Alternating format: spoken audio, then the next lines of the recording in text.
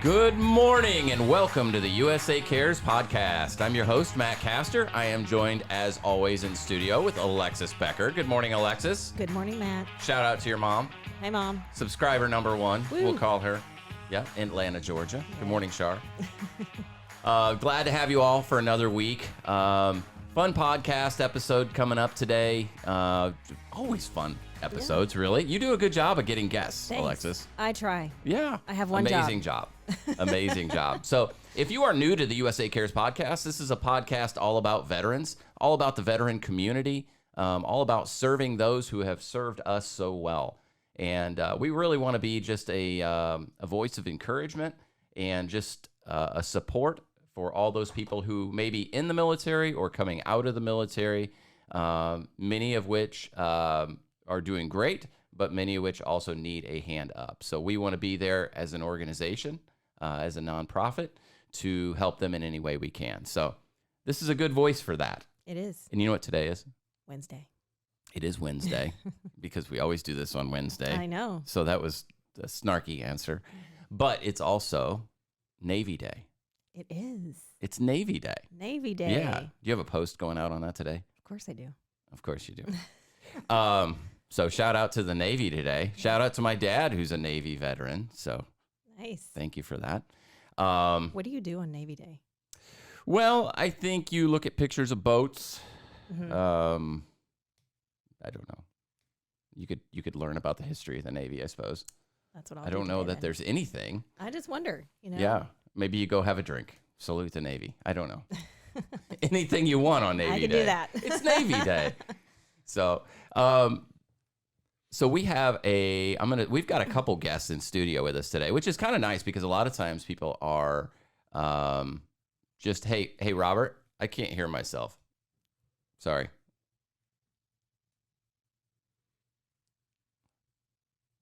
Slight intermission here. Can we play some music? Da-da-da. Sip my coffee.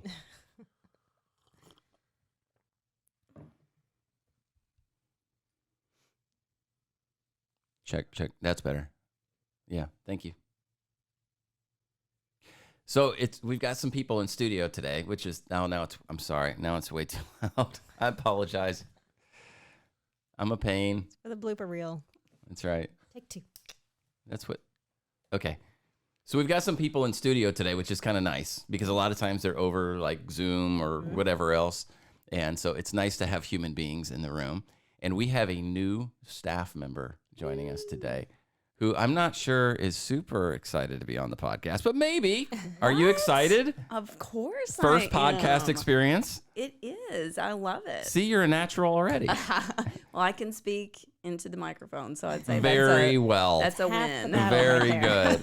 Yeah. So we had a little transition on our staff, and we are so excited because Chapters has become such a big part of USA Cares' mission to really reach out across the country.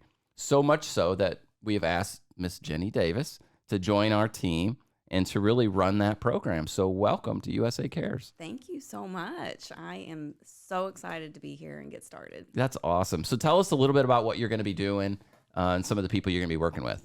So what the goal is we want to start chapters across the United States, and we already have 12 chapters established, and I will be playing support for those chapter executive directors and their leadership committees, and then also locating new volunteers and new chapters in other cities, mainly to get support for USA Cares, make sure that people know what we do for veterans and their families, and get the word out because we want people.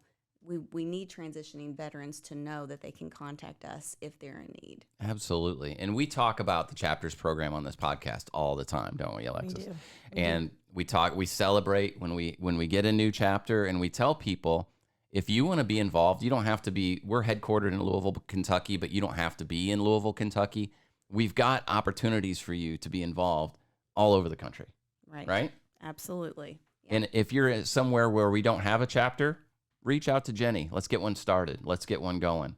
Jenny@usacares.org. So, so reach out today, get involved. But we are so honored to have you with us. Thank you so much. And thank you for letting me be here. Yes. We're so glad to have you. Anytime. Thank you very much. So on that note, I'm excited to announce a brand new chapter that will be coming in the near future in Minnesota. So welcome, Minnesota, to our friends, Missy Smutney in Minneapolis, St. Paul area. We are so excited to have you leading this, and someday we'll have you on this podcast. But yeah, welcome to our friends in Minnesota. We're glad to have you involved. Yep, So it's chapter gonna number be 12. Awesome. Yes, cannot wait. Yay. So that's awesome. So I should not keep our guest waiting anymore, probably. You should not. I'm being rude. You are. Yeah. So Because this is a great story. I'm excited. it is a to great hear it. story. Yeah.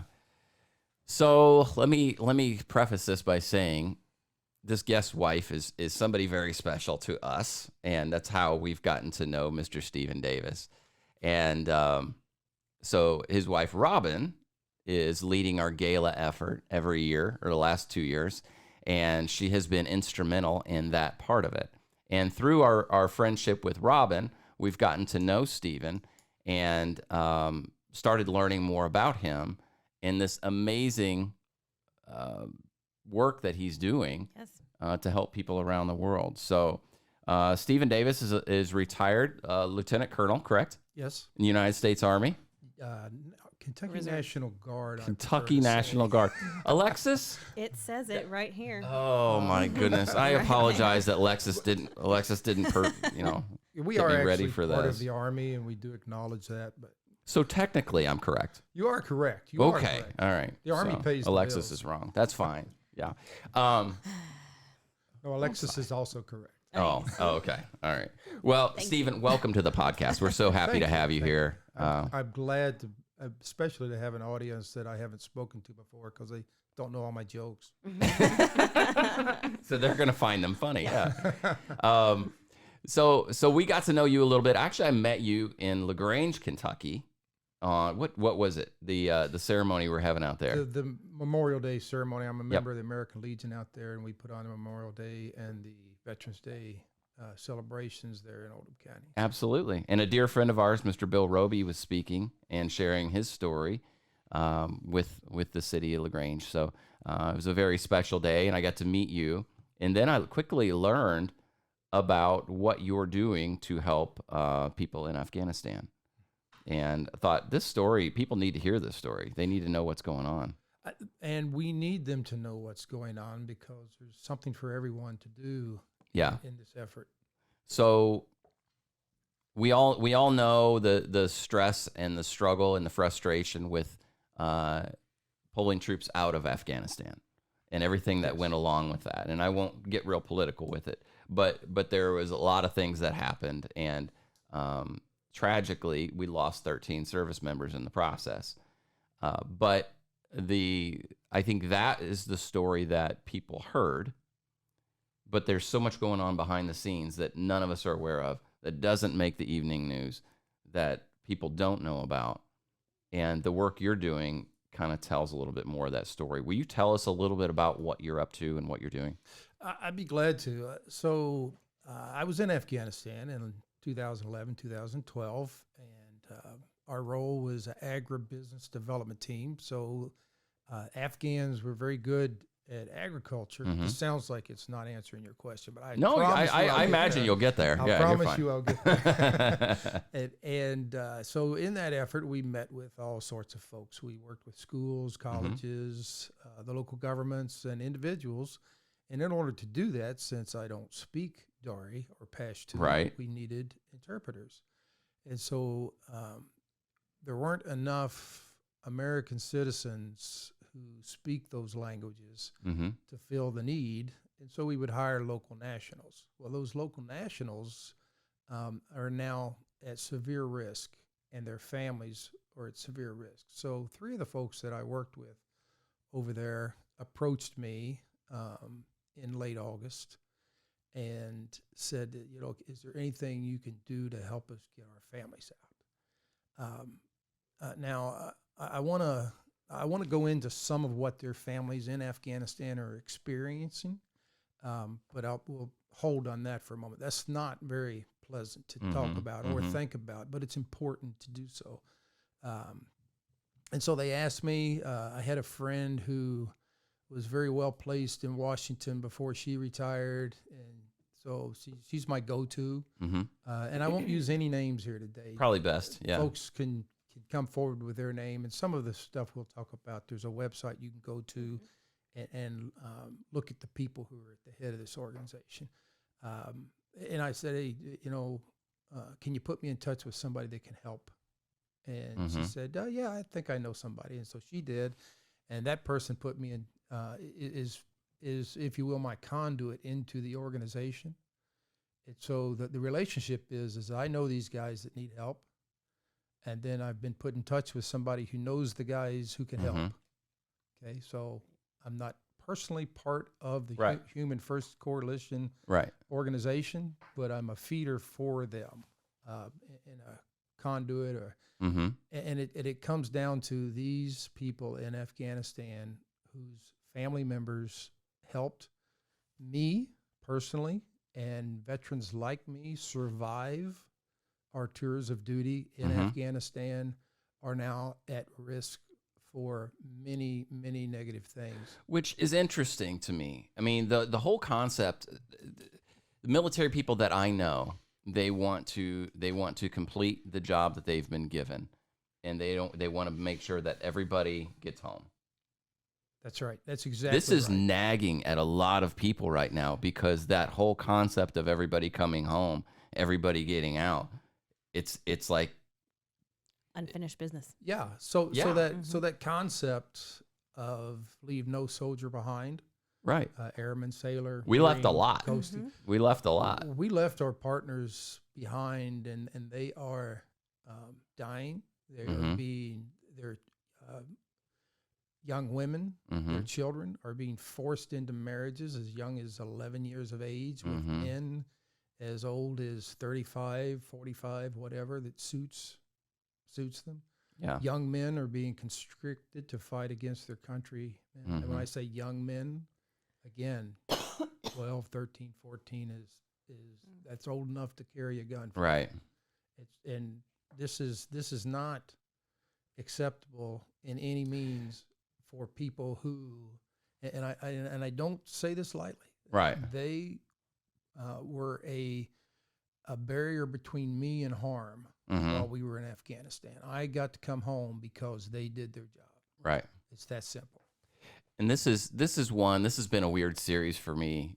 I've told this story on this podcast before when we had the senior enlisted advisor to the Joint Chiefs, John Troxel, on. Good man. And I was telling him about a gentleman I met in Texas who was an interpreter in Afghanistan, served the U.S. for 7 years, earned his either green card or visa, whatever it is, and was able to bring his family over, become American citizens, and now establish careers. And, they're working and doing great. He earned his way here. He saved a lot of lives in the process. A lot of those people had that same dream. And a lot of people weren't able to fulfill that, and they were promised they would. It's just hard for me. I struggle with that, and I know a lot of, and I'm not even in the military, and I wasn't in the military, but I struggle with that, and so I get excited when I start hearing that there's people actually doing something about it, because you don't hear anything about it right now. You don't, in part because there needs to be some level of secrecy. Yeah. These people are at risk. I can tell you some specific stories about family members. One family that I'm working with is living in a basement with no heat. They can't go out in the daytime. They have used up, just recently, they used up their last resource. The mother, so this family is parents my age, in their 60s, 70s. And then they have adult children, and then their adult children have children. Okay. And so they're living in a dark place without heat, and Afghanistan weather is about the same as it is here. So when it was cool this morning, I needed a jacket, and it was cold overnight. They need that heat. She sold her last piece of jewelry just last week. Her son, who lives here and is a U.S. citizen now, was an interpreter for us. He'd be happy to send the money. I'd be happy to send them Right. money. People that I've worked with in the Human First Coalition organization said, well, we can send them some money. The problem is that the Taliban is watching where the money comes from. Yeah. And so you can't just go down to the bank and get your money order for $200 and then stop at the grocery on the way home. You sending them money is just putting a target on them, isn't it? They will die for getting that money. Mm-hmm. And so it's not an easy problem to fix logistically from within Afghanistan. Yeah. And so picture yourself in that situation, or more importantly, picture your family in that situation, and you're here trying to get them out. So when's the moment that you decided you needed to do something? The moment I was asked. I mean, it's not these people that I'm working with that worked with me in Afghanistan. I've kept in touch with them over the years. Some of them already were on their path to citizenship when I worked with them. Some of them have gotten their U.S. citizenship since. Yep. One, at least, I mentored more than the others, but all of them are my friends. So literally, they're my Sure. friends. And I look forward to, we've communicated when births and deaths and whatever's going on in our lives, we've communicated. So it really wasn't really for me a decision. It was like, oh yeah, what can I do? And at first when they ask, what can you do to help me? I'm like, well, nothing. I'm not really anybody important to any. I've been retired 10 years, and I don't really think. But then you just dig a little deeper and say, what can I do? Yeah. What can I do? Nothing is not the answer. So what? And can I there's so much going on, and to your point, I suppose a lot of it doesn't need to get out right now, but there's a lot going on, and I had a conversation this last week. I think I mentioned to you the other day with a family on the East Coast there was a Afghani family coming in. They finally made it to the U.S. They had nowhere to go. No, they don't speak the language. They don't have any money. They don't have anywhere to go. And this family cleared out their basement and said, "You're going to live with us." Yep. And that's happening all over the place. Absolutely. It's Americans are some of the most welcoming people in the world. Sometimes we get a Right. bad rap around the world, Right. and sometimes that's deserved, I'm sure. But Yeah. when people come and they have a need, there's so many folks. I know as I mentioned before, I'm in the American Legion, so I get their weekly emails and updates. And the American Legion is looking to support folks. My mother is engaged with her church to provide support for Afghanistan. So Americans are being quite generous across the board. Stephen, I'm curious, before the Taliban took over, did the Afghan people, were you hearing murmurs from them? Were they concerned? Were they thinking this was definitely going to happen? Like from you talking to your friends who are translators? That the Taliban was going to take over? To be honest, that happened so fast, we really didn't have that specific conversation about it. They were, as you would suggest, are suggesting, they were concerned. They wanted their families out. As we could talk about again a little bit more, some of these folks were working on their, it's called a special immigration visa, SIV. It was a program set up for Afghans who helped Americans to immigrate them. And a couple of the folks that I know, a couple of my friends, they came to America on the SIV program. And so some of these folks actually have completed all the work necessary for their SIV visa, except the personal interview. And they're looking, well, we have an embassy in Kabul. We can go there and have our interview with the Department of State. Well, now we don't have an embassy in Kabul. So we have people who are literally at the very last step of receiving their visa to immigrate to the United States, and they can't complete it because now they can't get outside of Afghanistan to do that interview. Right. Wow. So it creates a bit of a catch-22. And I want to just say right here up front, I have never worked closely with the State Department. I don't understand their processes. I don't understand the laws that govern what they do. I'm just not a diplomat. I'm a soldier, not a diplomat. I say that when I make people mad. But I'm a soldier, not a diplomat. I don't understand what they do. And so for we veterans looking out here, it's like, Well, just pick up the phone and call them. Just we do everything virtual in the COVID world. Why can't you do that? But I don't know the answer to that question. It's a source of frustration for me because now this family can't leave Afghanistan because they haven't had a single conversation, this singular conversation with an individual who is employed by the Department of State. I mean, that's devastating It's to get so close. it really is, especially when you know they can come here. Their families would sponsor them here. They could get set up. I read in the papers, there's plenty of work every day. I will tell you my experience is that Afghans are some of the hardest working people I have ever met. It is just mind-boggling. And I don't want to get off on that track. Just take my word for that. I can come back and talk about You're fine. No, for you're another fine. hour. You're fine. But yeah, that's a very important piece. So yeah. Right. Well, apparently they worked well for you and kept you alive for Absolutely. the time that you were there. So, Absolutely. and I can definitely see the want to give back for everything that they did for you. And I'm only one small piece of this story. I can assure you of that. I'm one very small piece. We have people working in Qatar and in Afghanistan itself. One person, I won't, again, I try to leave out some of the details because especially for the people in Afghanistan, it puts them at risk. But there's a person I wish I could tell you more about their story.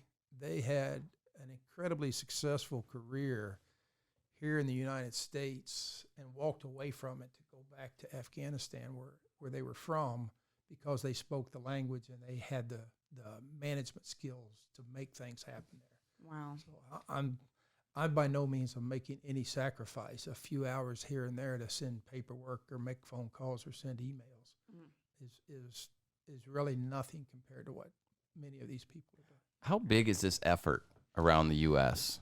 to help these people get out? So I'm going to take that question as an opportunity to answer two others. Oh, here we go. Did you ever run for political office? Met your match, man. Well, yes, but not successfully. Okay, just checking. Let me answer your question in 7 parts. Precisely. Yeah. But briefly on some of it. So the effort is there's a book. It's one of my very favorite books. It really made me the best manager in Afghanistan, and it allows me to engage in things like this. And it's The Starfish and the Spider by Ori Baufman. I recommend anybody in business to read this book. And basically what it's about, just to give you the 2-second book report and make you still want to read it. Just give me the back cover. Yeah, exactly. Well, less than that, it looks at organizations are either centralized or decentralized. Mm-hmm. And that's the management. And it looks at the value of each of those things. And so when we will say up to August 31st, we had a centralized organization involved in the majority of the evacuations, right? The United States government getting people out. Okay. But we also had the decentralized piece of it where people like me and counterparts that I've spoke of in Afghanistan were working to get people to the airport so they could get out. Well, then on September 1st, the centralized part, it didn't go away entirely. The U.S. government is still doing some things to try to get people out. President Biden has appointed I don't know what his word is, but a czar for this issue working out of the White House. And so they are actively working it, maybe not to the speed at which I would like or the people who I've described in Afghanistan would like, but they're working it, okay? And so how big is this effort? No way to know for sure. Yeah. But this is one organization. The one that I'm working with just is by chance that I'm working with it. There are other legitimate organizations that are doing this. You may have seen in the news. Glenn Beck getting money for planes. I'm sorry, apologize to Mr. Beck. I had to look up who he was. That's all right. He's been around a while. Yeah. Yeah. But that's just me. I live in my little hole, right? But then anytime there's money involved, Yeah. then you have people that want to take advantage Right. of that. One family that I'm working with paid $1,500 per person, 8 people, to someone to transport them to Pakistan, Mm-hmm. provide them the visas necessary to stay in Pakistan, and then move on to the United States, and then they never saw that person again. And so there are plenty of people out there who are perfectly willing to take your money. There are other ruses. A popular one was they would put out the message, go to this hotel and the U.S. Embassy is there to process you. Well, if you did go to that hotel and you got there, the Taliban were waiting with their handcuffs, so to speak. Wow. And so there's a lot of information and disinformation that's out there. So what if somebody wanted to help, and you know, I feel pretty helpless in this whole thing because I don't know anybody other than you who's really doing much about it. I don't want to just send money because I don't feel like it's ever going to get to where it needs to get to. So what do people do? So let me tell you, send Is this going to be another 7-part answer? No, it's not. Okay. This is going to be seven. HumanCoalitionFirst.org. If you go to their website, they are a relatively new arrival in terms of the business model. But they've partnered. You can go to their website and look for donate money, and you can partner. They have partnered with another organization that will accept your donation, which will then be tax deductible. You can do like my mother, Right. and you can give things directly through your church. For the effort once folks are here. Now, what we're talking about already, the figures that I've seen are in about the 115,000. Is the number of people that have already been evacuated. Okay. Human First Coalition on their website, if you go there, is saying about 3,500 that they're personally working with, that organization is working with. I'm told it takes about $3,000 to sustain a person from the time Human First Coalition makes their contact with them until they get them out. Because there's been a significant delay in the State Department approving people for departing Afghanistan, then that dollar figure can actually go up. They have people on the ground there who I described why I can't send money to them.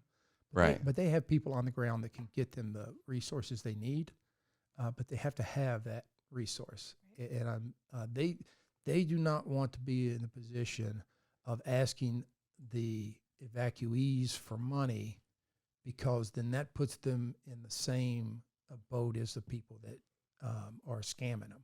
Yeah. And really, I mean, anybody who wants to give money towards this effort, they need to do their research and they need to find a reputable organization like this to give their money through. Otherwise, you maybe just be giving money directly to the Taliban in the process. There is definitely that concern, is you don't know. Yeah. You don't know who, if you're not giving it to somebody that you can see, a 501c3 organization, your church, your community organization, somebody you personally know is going to steward that resource properly, then you don't want to do that. And that happens a lot, where people with really good intentions end up making the problem worse. Absolutely, or they just don't do anything. Right. Don't do anything effective except line some criminal's pocket. Right. Exactly. Always a concern. So organizations like USA Cares, my wife and I are so proud to support them because we know personally for a fact what they do for folks. And I'm here to tell you that Human First Coalition is doing what needs to be done for the people still left behind in Afghanistan that we must get out. And what's that website again? HumanFirstCoalition.org. And that's one of the things that USA Cares, we have our lane, right? We have our area where we help. And we have the veterans that we can serve their families. We do a lot of things, but we don't do everything. And so when we get to an area like this where the Afghanistan piece isn't really our focus, and that's not where we can be most effective. So we're going to, instead, we want to recognize and put out the good word for the organizations that are working there and let us support them in any way we can. So that's a great site. I hope that everybody listening will at least go on and check that out and try to support it in any way you can. Yeah, and when you do check it out, you'll see that they do have national recognition. The Human First Coalition leaders are working directly with the White House, Department of State, the Department of Defense, They're integrated in at that very highest level. And so you can trust them. You will see that they've been interviewed on multiple major news outlets. They are a legitimate organization. And they are quite impressive. I mean, you've got Marines, you've got, I think the founder, I was looking at it yesterday, and the founder is not super, old, but it makes me feel like I need to do more. I know. Every time we do a podcast and we talk about something really important, I feel like Born a bum. in 1994. I'm like, I don't do anything. Yeah. But yeah, you guys, yeah. That just but they're makes doing you great work. That just makes you a true hero. I've noticed that in the military, people say, "Oh, they're heroes," but if you talk to people in the military, I'm no hero. Right. And no matter what they did, if they can speak, they say they're no hero. Why? Because we know people who've done more. Right. But that doesn't mean your contribution is irrelevant, even if, from the Bible, me being a Christian, from the Bible, the story of the widow's mite, the widow gives 2 pennies, and that's more of a contribution than the rich man who gives 20 gold pieces. Yeah. So I take it in that vein. As I always used to tell folks, give till it feels good. You hear that give till it hurts thing? I want it to feel good because I want you to be proud of your contribution. Absolutely. No matter what that was. And, Afghanistan, we've talked about this a lot on this podcast, but Afghanistan is that way. There's a lot of people frustrated right now, struggling right now because they served there. They gave there. They lost friends there. And they're like, what is it all for? But to your point, their contribution isn't in vain. Their contribution isn't lost. And the things that they have done have made a better life for so many people. And we need to remember that as we're going through all this. And the frustration is obvious. And I'm frustrated. We're all frustrated with it. But a lot of good has come too. There's no question that a lot of good has come from this. And I can speak personally. I can tell story after story of good things. I know a lot of folks, and it really, if you study military history, you come to realize that it depends on where your foxhole is, as to what your point of view is, and they can have 20 people at the same location, but they see something different, or they take something different away from that. Yeah. What I took away from Afghanistan, incredibly hardworking people. They, much like my Christian friends, my Muslim friends, have a range of commitments to their religion and devoutness. Some are very strict, and others are not in their observance and religious observance. I think it's ironic that in Christianity we have people who think that drinking alcoholic beverages is wrong, but then we have other religions that use alcoholic beverages in their service. Yep. Well, amongst Muslims, we get this, to me, jaundiced, perhaps prejudicial view of Muslims, that all Muslims think that alcohol is bad, but I knew Muslims that enjoyed a beer as much as anybody. Right. And so they're people just like you and I. Right. There are a range of commitments to this or that, but one thing that's fairly consistent is they're incredibly committed to their families. Yeah. Which I think is consistent for we here in the United States as well, is we're incredibly committed to our families. USA Cares takes care of a portion of my family, my military family, that I couldn't personally do myself, and they fill an incredible role. Human First Coalition is taking care of another portion of my family that I couldn't do for myself as well. Wow. It's powerful. Yep. Well, it's thank you for what you're doing. I mean, you're doing your part, and that's all anybody can ask of anybody else. And you're contributing in a way that many of us didn't even know that could happen. So one of the amazing things for me about being part of USA Cares is meeting the people around it, meeting the people who make it what it is, and make it that special place where veterans can be served and veterans can be helped. Many stories like what we're talking about today, nobody will ever hear. Nobody will ever know. But you're making that happen. So thank you for that, you and Robin. It's a privilege, and I really appreciate you guys letting me come here and talk about this today, and and getting that word out there that there are people in need. We can't help everybody in the world all the time. we can help these people now, and we should because they helped me personally and people like me. Wow. Yeah, It's a debt and an obligation. Absolutely. Yeah, I'm really encouraged because it could be really easy for someone in the military to become callous to the people from Afghanistan because of who you were fighting against. But I'm really impressed because you didn't take that and you looked beyond religion, you looked beyond politics, and you saw the person. And that's why you're doing what you're doing, is because of the human connection that you made. And so for me, this is such a different element of the military and the people that were fighting for us, because I see the human element of all of this, and that you're doing something because you made that connection with the people beyond anything and over in the stereotypes that sometimes us in America we can't see past that. I feel like I've been successful if that's come through, because that's exactly how I feel. These are people, part of my family, extended family, and that's why you help them, because you can. Right. So you may not be able to do everything, but whatever you can do is appreciated, helpful, and as I said, it's really heartwarming for me, for anyone out there who helps with this effort, because that makes them a part of my family as well. Absolutely. And you said you were just one person and you weren't really sacrificing anything, but I see that you are one. And everybody that stands in and says, I'm going to help, that one pulled it all together makes an army of people, no pun intended, for what we're talking about today. Absolutely. Starfish and the spider. I know. I like the spider. I can't wait to read it. Thank you for that suggestion. Yeah. Stephen, thank you. Is there anything else you want anybody to know? Is there anything you want to make sure that you mentioned today? Just once again, just kind of summarize. I don't think we've left anything out. HumanFirstCoalition.org. Can't say enough about them. Check it out for yourself.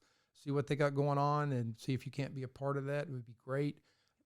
Applaud all those people that I can't name or haven't named. There are some of those listed on the website, but I won't personally name anyone that's worked with me. Some of them do it on their work time. I'm not saying they do that, but I'm saying it could No. happen. It could happen. So I won't name them. They can name themselves. Is that why when Alexis sits at her desk and watches her shows and that sort of thing? And writes, do I like this pen? Yeah, exactly. Yeah.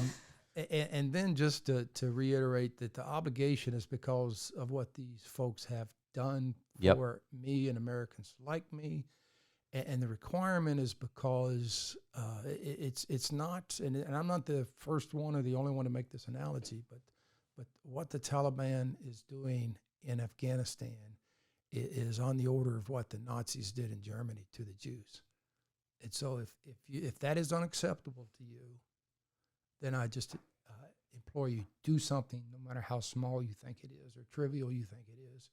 Make a contribution to this effort. Ask yourself, would I have made a contribution in the 1940s Germany? If your answer is yes, I wish I was there so I could have. Then now's the time for you to make good on that and make the contribution today. Yep. And there's a lot of good people out there, good-hearted people who want to do something. And again, we want to encourage you to do something, but do it in the right way. Don't do something that's going to harm the effort, but do something that's going to move the needle a little bit. And the HumanFirstCoalition.org is a great way to do that. We certainly want to promote them on this podcast. Share this podcast episode with somebody. If you know somebody who's passionate about helping in Afghanistan and wants to do something, share this episode with them. Let them learn a little bit more about what's going on and how they can get involved. And hopefully we can help some people through this today. So, Thank you, Stephen. Thank you. Thank you. Appreciate it. Appreciate you and Robin. Love you guys. So. Will, we've got a lot coming up. If you are a regular listener to this podcast, I just want to tell you thank you so much. We are so excited to see the spread of this podcast. If we can get some great guests on like Stephen, share their stories a little bit, get some positive messages out there. That's what we want this to be. It doesn't need to be an infomercial for USA Cares, but but we want to get those stories out and help people along the way. So go ahead and hit that subscribe button. Make this part of your weekly routine to listen to the USA Cares podcast. Tell a friend about it. Help us get it out. We are now in 13 countries around the world. We've got listeners, I think, in almost every state at this point. It's spreading very quickly. So thank you to everybody who's helped make that possible. A big shout out to the Speakeasy Podcast Network, speakeasypodcastnetwork.com, who really makes this program possible and has gone out of their way to make sure that veterans are represented in their organization. And if you are a company or an organization who has never used a podcast, you might want to take a look at this. It's a way to build a network that you otherwise wouldn't have, and to have conversations, deep conversations with people in a very comfortable setting. So check them out today. They're doing a lot of great work. Coming up, Alexis, November 7th. talk about that. We are hosting a 3K ruck, walk, march, And roll. and roll. Yeah. You know, whatever ability, you know, strap on your boots or gym shoes, get Yeah. your rucksack or Let's backpack. water this down a little bit. You don't have to wear a 50-pound rucksack No, to you don't. participate in this. You don't. But we are suggesting and encouraging at least 22 pounds. But it's okay if you can. And Jenny, 22 pounds is significant. Why? Because yesterday we were talking to the executive directors, and one of them brilliantly said that you can strap on a young child, and that usually equals about 22 That's about pounds. 22 pounds. Yeah. There's so many significant things with the number 22. That's the positive one. There's a negative component too, unfortunately. Yes, unfortunately, 22 is a number that is significant because the number of veterans we lose to suicide. Yep. You know, So let's make this a free event next year. Let's make the Ruck March a free event by bringing that number down to 0. I would love that.